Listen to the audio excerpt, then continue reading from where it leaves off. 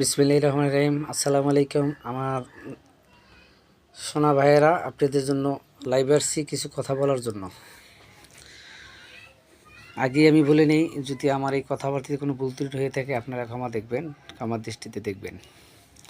আমি একটা কথা বলতে চাচ্ছি এই সয়াবিন তেলের ব্যাপার নিয়ে, যে দেখেন 2 লিটার 1 লিটারে সয়াবিন তেল নাই, 5 লিটারও নাই।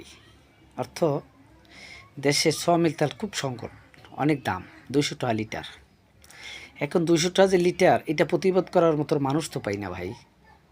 তা আমরা এটার প্রতিবাদ করি না বলেন? আমরা এই যে সয়াবিন তেল এবং চাল, ডাইল, ডিম,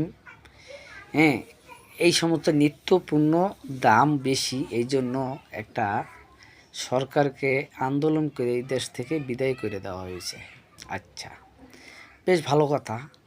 এখন আমাদের সাধারণ মানুষের উপকার হবে কি? আমরা তেলের দাম কম হবে, চালের দাম কম হবে, চিনির দাম কম হবে, মানে নিত্যপণ্য যেটি আছে এটির দাম কম হবে, আমরা খাবো, শান্তিতে থাকবো।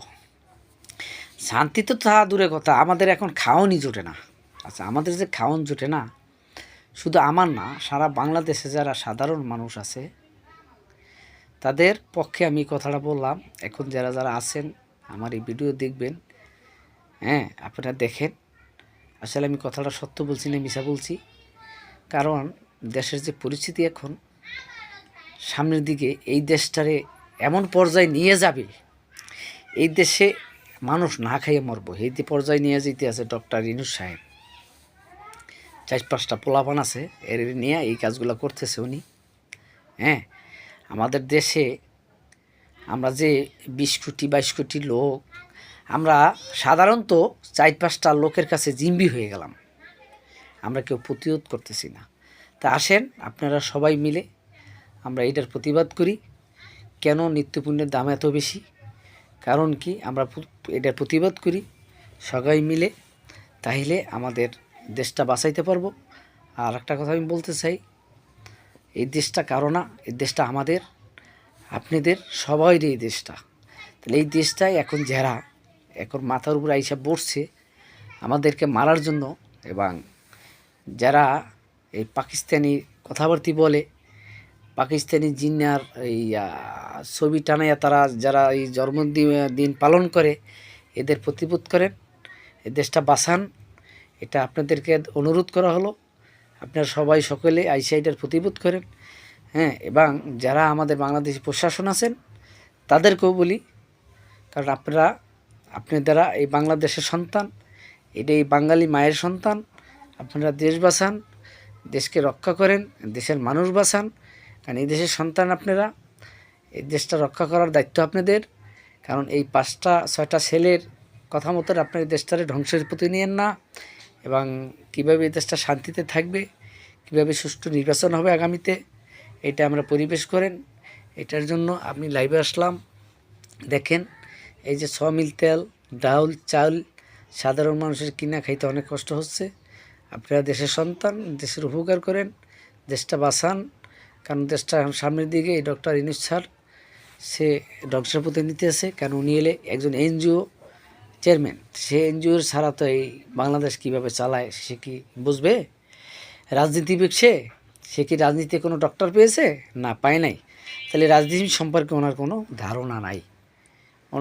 ধারণা নাই, ঠিক আছে? তাহলে ওনার প্রতিবাদ করতে হবে। কারণ এই দেশে যারা রাজনীতি করে, বিভিন্ন দলের বিভিন্ন নেতা আছে, কারণ এদের যে মাথার জ্ঞান, এদের যে এই পলিটিক্স ওনারা বুঝবে না, ঠিক আছে? ওনাদেরকে যেভাবে হোক এই দেশ থেকে বিদায় করেন, এই দেশটাকে রক্ষা করেন।